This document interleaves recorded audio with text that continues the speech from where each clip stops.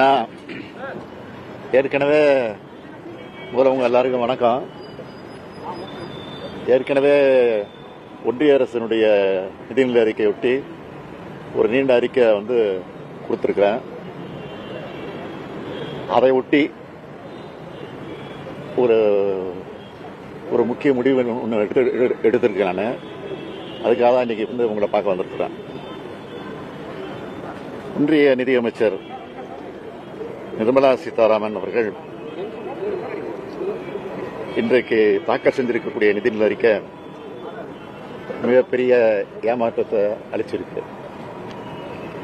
3வது முறையும் வாக்களித்த மக்களுக்கு இந்த பாஜக கூட்டணி அரசு எந்த நன்மையும் செய்ய தயாரா இல்லை என்பதை இந்த நிதிநிலை அறிக்கை தெளிவாக காட்டுது.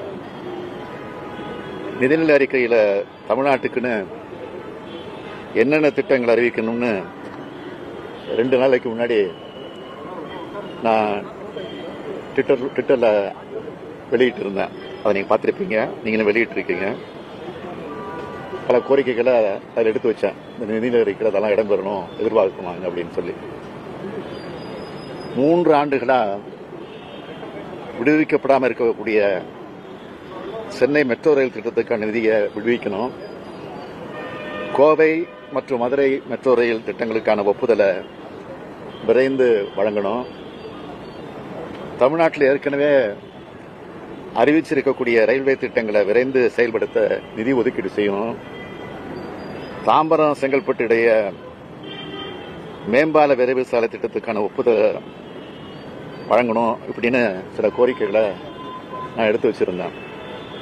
ஆனால் எதையுமே நிதியமைச்சர் நிர்மலா சீதாராமன் இந்த பட்ஜெட்ல அறிவிக்கல, ஒன்றிய பட்ஜெட்ல அறிவிக்கல. மைனாரிட்டி பாஜகவை மெஜாரிட்டி பாஜக ஆக்கின ஒரு சில மாநில கட்சிகளை திருப்திப்படுத்துகிற வகையில் ஒரு சில மாநிலங்களுக்கு மட்டும் சில திட்டங்களை அறிவிச்சிருக்கிறாங்களே தவிர அதையும் நிறைவேற்றுவாங்களாங்கிறது சந்தேகம்தான் என்னை பொறுத்த வரைக்கும். எப்படி தமிழ்நாட்டுக்கு மெட்ரோ ரயில் திட்டம்னு அறிவிச்சுட்டு நிதி ஒதுக்காம இன்னைக்கு வரைக்கும் ஏமாத்திட்டு இருக்காங்களோ, அதே மாதிரி அந்த மாநிலங்களுக்கும் எதிர்காலத்தில் நடக்காது என்பதற்கு எந்த உத்தரவாதமும் கிடையாது. தமிழ்நாடு 2 மிகப்பெரிய பேரிடரை சந்திச்சது, உங்களுக்கு எல்லாம் தெரியும். 37,000 கோடி ரூபாய் வரை இழப்பீடு கேட்டிருந்தோம், தொடர்ந்து வலியுறுத்தி கேட்டுக்கிட்டே இருந்தோம். ஆனால் இதுவரை 276 கோடி ரூபாய் தான் கொடுத்துருக்குறாங்க. அது சட்டப்படி வர வேண்டிய தொகை. அது இதில் என்ன வேடிக்கைன்னா, 2 மூத்த மத்திய ஒன்றிய அமைச்சர்கள், பாதுகாப்புத்துறை அமைச்சர், நிதியமைச்சர் 2 பேர் நேரடியாக பார்த்துட்டு வர போனாங்க. இதுதான் தமிழ்நாட்டு மக்களை பாஜக மதிக்குதா அப்படிங்கிறதா என்னுடைய கேள்வி. தமிழ்நாட்டுக்கான எந்த சிறப்பு திட்டமும் இந்த நிதிநிலை அறிக்கையில் இல்லை. நம்மளோட கோரிக்கைகள் எதுவுமே இதில் நிறைவேற்றப்படலை. புதிய ரயில்வே திட்டங்களும் அறிவிக்கப்படலை. ஒன்றிய பாஜக ஆட்சியை தாங்கி பிடிக்கிற மாநிலங்களை தவிர மற்ற எல்லா மாநிலங்களையும் நிதியமைச்சர் மறந்துட்டார். தமிழ்நாடு என்ற சொல்ல நிதிநிலை அறிக்கையில் இல்லை. பட்ஜெட்டில் இல்லைன்னு சொல்றதை விட ஒன்றிய பாஜக ஆட்சியாளர்களோட சிந்தனை அலையும் செயல் அலையும் தமிழ்நாடு இல்லை. பாரபட்சமும் ஏமாற்றம் தான் இந்த அறிக்கையில் இருக்கு. ஒரு நாட்டோட நிதிநிலை அறிக்கை என்பது அந்த நாட்டில் இருக்கக்கூடிய எல்லா மாநிலங்களையும் உள்ளடக்கினதாக இருக்கணும். அந்த வகையில் இந்த நிதி ஒதுக்கீட்டில் நீதி இல்லை, அநீதி தான் அதிகமாக இருக்கு.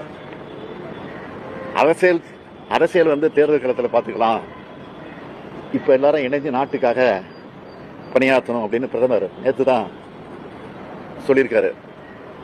எல்லா பத்திரிகையிலும் வந்திருக்கு.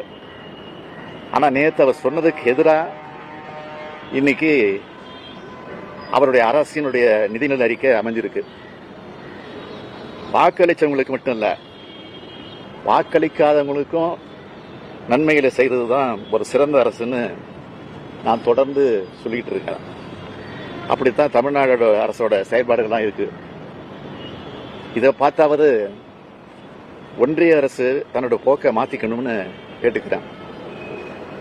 வருகிற 27ஆம் தேதி பிரதமருடைய தலைமையில் நிதி ஆயோக் கூட்டம் நடக்கிறதா அறிவிக்கப்பட்டிருக்கு.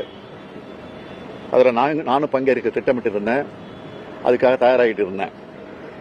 ஆனால் நிதிநிலை அறிக்கையில் தமிழ்நாடு ஒட்டுமொத்தமாக புறக்கணிக்கப்பட்டிருக்கிறதை கண்டிக்கிற வகையில் அந்த கூட்டத்தில் பங்கேற்க வேண்டாம்னு நான் முடிவெடுத்திருக்கிறேன். அதை புறக்கணிக்க போகிறேன்.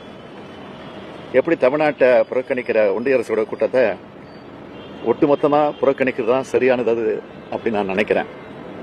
தமிழ்நாட்டோட தேவைகள் உரிமைகள் நிலைநாட்ட மக்கள் மன்றத்தில் தொடர்ந்து நாங்கள் போராடுவோம்.